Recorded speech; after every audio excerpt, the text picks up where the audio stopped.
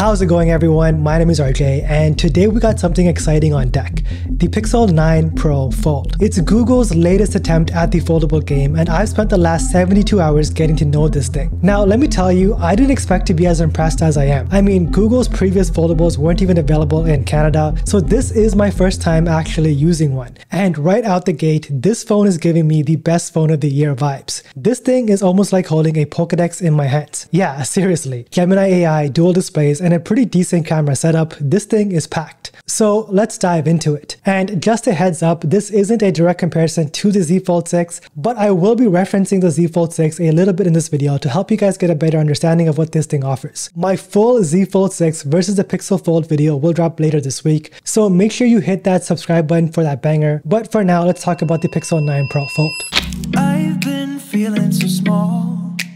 Watch the clock ticking off the wall. Okay, so first things first, the design. I didn't expect the Pixel 9 Pro Fold to feel this good. The build quality quite honestly shocked me, especially after hearing mixed things about Google's first gen foldable. In the hands, it feels light, weighing it at 9.1 ounces. The phone is easy to maneuver, and honestly, the more I use it, the more I feel like it's the perfect foldable design. It's a tad bit thicker than my iPhone 15 Pro Max, obviously because of the dual displays, but it's not bulky. And what's wild is the front cover display is so usable that my wife didn't even realize that this was a foldable until I cracked it open. Now, a quick note. The hinge. Compared to the Z Fold 6, it is a little bit sus. It doesn't have the same solid, sturdy feel. I'm not saying it's weak, but it's something to keep an eye on over time. I will let you guys know if this becomes a real issue after extended usage. Still, in terms of overall form factor, this thing is a joy to hold. Obviously, since this is a foldable, you do get a crease. It's a tad bit more noticeable in my opinion over the Z Fold 6's crease, but really not an issue some people make it out to be. After a while of use, your brain does get used to it. It's kind of like how your brain intentionally ignores your nose from your vision. And if you guys are looking down at your nose right now, you guys do have to subscribe. I think that's only fair. The camera cutout on the back though can be a bit jarring. It almost looks as if Google just cut out and pasted this part right here. Even after 72 hours, I still don't like it. Setting up the fingerprint reader for me was a complete mess. It took me nearly half an hour to register 3 of my fingerprints. For some reason, the phone just wouldn't read my fingerprints. Eventually, after a bit of awkward tinkering, I got it to register, and it's been working flawlessly ever since. I don't know, this could be just a me problem, but let me know if you guys experience the same issue down in the comments below. Let's talk about screens, because that's really what a foldable is all about. The Pixel 9 Pro is sporting some seriously impressive displays. The external cover display is a 6.3-inch OLED panel with a 1080 by 2424 resolution at 422 ppi with a refresh rate of 60 to 120 Hz. The cover display is sharp, it's vibrant, and it's got that pixel quality we've all come to love and expect. I much prefer this size this time around, thanks to mainly how the cover display sports a 20:9 aspect ratio, which makes the inner screen more square when unfolded. Pop open the fold and you've got an 8-inch OLED display at 2152 by 2076 resolution with that beautiful LTPO tech giving you a variable refresh rate from 1 to 120 Hz. What's interesting here is this panel is bigger than the Z Fold 6's 7.6-inch display, and you can feel that extra screen real estate. It's immersive and it makes media consumption feel next level. That said, Google needs to refine their software here. Pixel UI isn't optimized for all of the screen real estate. Using the split screen is a bit of a letdown. You are missing out on a lot of multitasking features you get on the Z Fold 6. You can only open 2 apps at once, no third floating window option like on Samsung foldables. Multitasking is where this phone needs a lot of work, but I am hopeful for software updates down the line. Now, let's talk about the internals. The Tensor G4 chipset is a bit of a surprise. Google's own silicon sometimes gets a bad rep for overheating and performance dips, but so far I've been impressed. No noticeable lag, no jitters,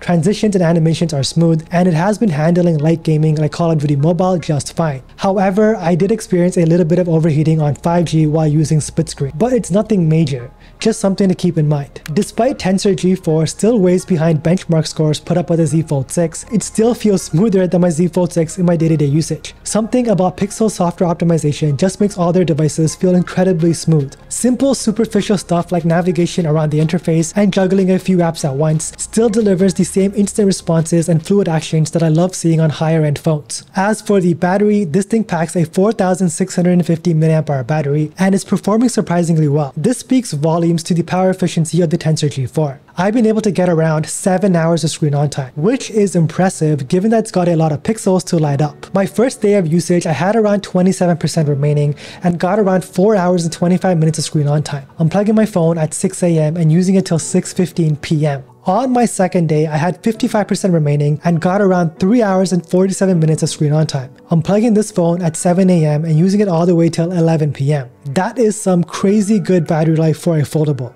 But again, this is just my initial 72-hour review, so I will be testing more and seeing how this phone holds up in the long term. Still, some pretty good battery life so far. The Pixel 9 Pro Fold features 21 watts wired charging via USB-C. You can get back around 38% in 30 minutes. Not the fastest charging speeds in the world, in fact it's slower than what we get on the Z Fold 6. But screen on time seemed to be really strong, so this might not matter as much. Let's jump into the cameras. It's not a flagship setup like what you get on the Pixel 9 Pro XL, but hear me out, it's still pretty good. The main lens is a 48 megapixel shooter with an f1.7 aperture. Then you got a 10.5 megapixel ultra wide with macro focus and a 10.8 megapixel telephoto with 5x optical zoom and super res zoom up to 20x. In addition to a robust camera system, I've been really enjoying the Pixel camera UI. A ton of shooting modes, and new this year is the Made You Look feature, which displays these animated cartoons on the cover screen to attract the attention of kids and keep them looking at the camera long enough to get a decent shot. Or in my case, it's been working pretty well on my dog Grover. I managed to grab his attention using this feature and snap some pretty good shots. Now, the photos are classic Pixel. Slightly darker exposure, excellent depth of field, and it nails those highlights and shadows. You still get that distinct Pixel photo processing that made Google phones famous. Sure, it's not the most insane camera system, but it's more than good enough for me, and honestly, it's hard to complain. Even video is impressive. With the Pixel Video Boost feature, the footage here looks sharp,